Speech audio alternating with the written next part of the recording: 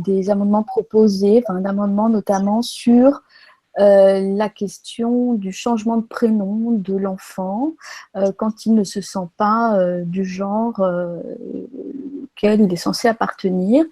Alors, tout en mentionnant évidemment qu'il est question pour l'instant, il n'est pas question de chirurgie, de réassignation sexuelle pour les mineurs, ce qui laisse entendre qu'il en sera question dans l'avenir, ce que j'avais pronostiqué dans mon livre sur l'imposture des droits sexuels.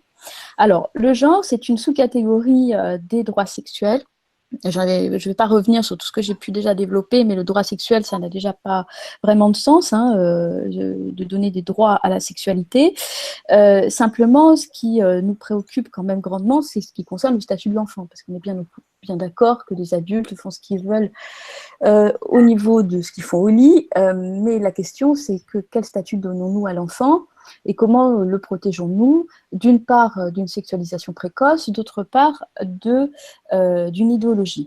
Alors, quand je parle d'idéologie du genre, je vais revenir à un document qui concerne ces fameux droits sexuels qui avancent à pas de géant au niveau international et au niveau européen donner des standards pour l'éducation sexuelle en Europe. On nous dit que ce n'est pas appliqué en France, c'est absolument faux. Vous le verrez certainement avec Marie-Catherine. Bien évidemment, c'est un document sur lequel s'appuient de nombreuses institutions françaises pour introduire l'éducation sexuelle des enfants en bas âge. Alors, vous savez que l'éducation sexuelle, il y a déjà la thématique du consentement de l'enfant. Alors, il y a tellement de choses à dire, mais simplement sur cette thématique. Avant, elle n'existait pas, tout simplement parce que le consentement était lié à la majorité sexuelle. Maintenant, on a dissocié les deux, c'est-à-dire que l'enfant serait supposé avoir un consentement. Et cette doctrine du consentement est validée par le planning familial international dans sa déclaration des droits sexuels, mais également en France, sur son site, c'est-à-dire qu'ils ne veulent pas mettre de limite d'âge au consentement de l'enfant. Donc tout ça pour dire qu'on est sur une idéologie qui considère que l'enfant a un esprit critique, a une capacité de comprendre la thématique de la sexualité, alors que depuis la nuit des temps, on est bien d'accord que l'enfant est un être immature qui n'a pas de raisonnement justement totalement fini, et que bien sûr, il va falloir d'abord que l'éducation le conduise à maîtriser ses pulsions, c'est-à-dire je fais tout ce que je veux tout de suite et je suis dans la toute-puissance, et maintenant, en fait, on va l'éduquer à une pulsion. Alors, la pulsion sexuelle. Bien sûr, la question du genre, elle intervient là-dedans, c'est-à-dire, c'est la question du coup de la petite fille qui va se sentir différent, ou quand il sera un petit garçon, je vais résumer un peu grossièrement, mais quand il sera un petit garçon, il va peut-être se sentir plus fille et la fille va peut-être plus se sentir garçon. Alors, la problématique, c'est que dans les standards pour l'éducation sexuelle en Europe, dans la matrice des 0 à 4 ans, il est marqué que l'enfant, donc il va falloir lui enseigner les identités sexuelles. Ne nous y trompons pas, il s'agit bien des identités de genre, puisque sur le texte en espagnol, il est bien marqué « identidades de género », c'est-à-dire identité de genre. C'est-à-dire que, du point de vue de la psychologie de l'enfant, à un âge où l'enfant n'est absolument pas construit sur le plan de son identité sexuée, c'est-à-dire est-il fille ou est-il garçon, il va voir à quel point c'est important pour la construction psychique de l'enfant, eh bien, on va introduire de la déconstruction avant même qu'il ait pu construire sa propre problématique, sa propre structuration psychique là-dessus. Ce qu'on appelle tout simplement, et pour finir de contextualiser, je laisserai ensuite la parole, ce qu'on appelle le fameux complexe d'Oedipe, qui n'a rien à voir avec la vulgarisation qui en est faite, et qui est au contraire une sortie de tout climat potentiellement incestueux ou incestuel, puisque l'enfant va apprendre la différence des générations, apprendre la différence des sexes, et c'est-à-dire sortir de la toute-puissance infantile parce qu'il est l'un ou l'autre. Et je vais rappeler quand même que, et précisément parce qu'il n'est pas tout, il va devoir intégrer la différence, être dans la tolérance face à une différence qui est radicalement différente de lui. Je voudrais quand même rappeler que sexualité signifie étymologiquement séparer, c'est la même étymologie que sécateur. Donc la sexualité, c'est le lieu de la castre, c'est-à-dire c'est le lieu du rond à être tout à la fois homme et femme et avoir besoin de l'autre comme complément pour pouvoir se réunir. Ça, c'est dans l'étymologie. C'est dans la différence que se construit le désir. Donc, après, encore une fois, les adultes font ce qu'ils veulent. La problématique ici, c'est qu'on a l'introduction d'une théorie. Alors, on va voir, on nous a expliqué qu'il n'y avait pas de théorie du genre. Je voudrais juste dire 2 mots là-dessus. D'une théorie dont la scientificité, quand même, pose question. Donc, moi, j'ai pour principe, et je crois qu'il est bon qu'un État et que des citoyens aient pour principe un principe pythagoricien qui est qui est le suivant: dans le doute, abstiens-toi.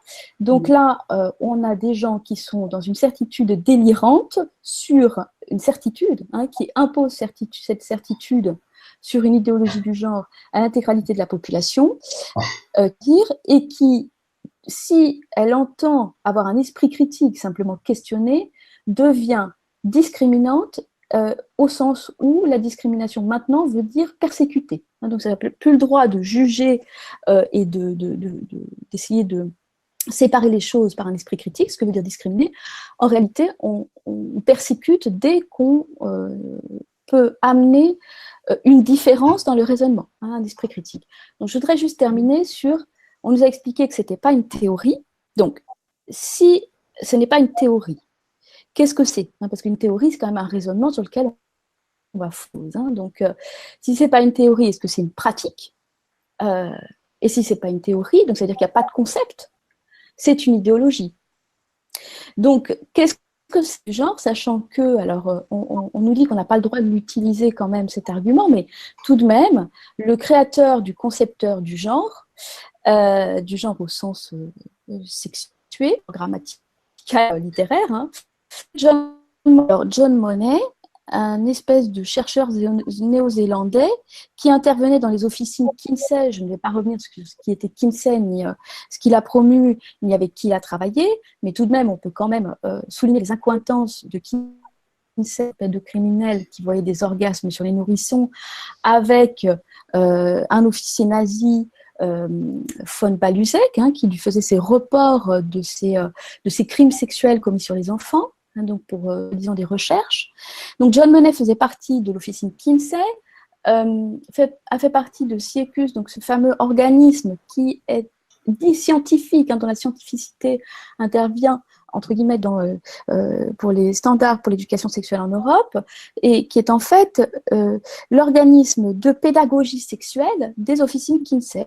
Et pour finir, ce John Monnet, donc dans sa théorie du genre, il a commis une chirurgie de réassignation sexuelle sur un bébé de 22 mois, lequel, une fois devenu adulte, s'est suicidé. Et donc on parle bien de castration réelle, c'est-à-dire de changer, de mutiler le sexe d'enfants. Et c'est bien à ça dont j'ai prévenu que nous allons venir. Et pour finir, ce John Monnet, il a prôné la pédophilie dans Journal of Pedophilia en septembre, le numéro de septembre 1987, dans Paidika. Voilà. Donc, qu'est-ce que c'est que ces gens? Et donc, est-ce qu'on peut quand même se poser la question simplement de la scientificité, en fait, de ce concept? Et en tout cas, quand bien même il peut être étudié dans des officines universitaires, pourquoi nous est-il imposé de façon dans une certitude qui remet à plat, qui fait table rase à peu près de toute l'histoire de l'humanité? Donc c'est énorme, en fait. La vraie division n'est pas la division ou le faux clivage entre homosexuels et hétérosexuels. C'est un clivage, c'est un faux clivage. La vraie division, c'est la division entre une conception du monde où l'enfant est une valeur marchande qui se vend, qui s'achète, et qui donc devient un objet de consumériste qui va avoir les mêmes droits, avoir le droit à une sexualité, etc. Et comme je l'ai indiqué dans mon livre, pourra aussi avoir le droit de se marier, etc. Ou est-ce que nous restons dans une civilisation où l'enfant et l'être humain n'a pas de valeur marchande et effectivement reste dans un rapport sacré. Ce rapport sacré, il s'enracine dans une autorité temporelle, c'est-à-dire que avant de faire table rase complète de tout ce qui existait avant, il faut quand même se demander pourquoi ça fonctionne comme ça depuis la nuit des temps. Alors c'est peut-être un mauvais système, peut-être qu'il faut le remettre en question. Il me paraît complètement prématuré et sans aucune prudence de le remettre en question ainsi. Et je crois que si on parle de la question des droits de l'enfant, il est important aussi de revenir à la question de la psychologie, c'est-à-dire qu'est-ce que c'est que la psychologie de l'enfant? Pourquoi les psys de l'enfance ne sont jamais interrogés? Alors, on m'a critiqué sur ma pseudo-légitimité, je ne serais pas légitime. Alors, je vais rappeler que ma première formation est en psychologie de l'enfance maltraitée, c'est là-dessus. Donc, c'est ma première professionnalisation, donc j'ai tout à fait mon mot à dire là-dessus. Pourquoi les psychologues de l'enfant ne sont pas entendus? Et encore une fois, pourquoi va-t-on faire primer des discours tels que des discours de sexologues ou de pédagogues qui, a priori, n'ont aucune connaissance en psychologie de l'enfant pour parler de l'enfant? Et s'ils ont des connaissances en psychologie de l'enfant, c'est bien qu'ils les doivent à la psychologie de l'enfant. Donc pourquoi, à un moment donné, on ne parle pas de la psychologie de l'enfant? Pourquoi on nous serine cette histoire d'amour? Alors voilà, les gens s'aiment, ils aiment les enfants. Alors la question, s'ils aiment les enfants, à un moment donné, peut-on soulever la question du rapport instinctuel, instinctif, du rapport émotionnel, du rapport hormonal du nourrisson au corps de sa mère, par exemple? Et qu'est-ce que c'est qu'un arrachement traumatique, en fait, du nourrisson au corps de sa mère? Parce que c'est tout le système qu'on est en train de nous vendre.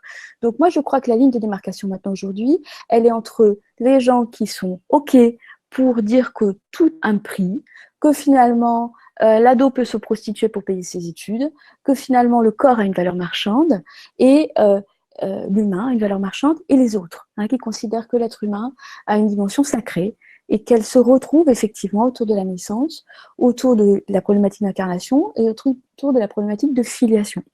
Parce que c'est vraiment intéressant de voir que ce qui nous permet de nous construire, d'abord, c'est la connaissance de nos origines. Donc, c'est d'où l'on vient. D'où l'on vient. Alors, évidemment, on ne peut pas aimer sa famille, on ne peut pas aimer ses parents biologiques, on peut être adopté, etc. Mais la question des origines, est une question fondamentale sur le plan des origines. Or, la paranoïa, c'est la psychose qui dénie les origines, c'est-à-dire qui dit on s'en fout des origines. Donc c'est quand même intéressant.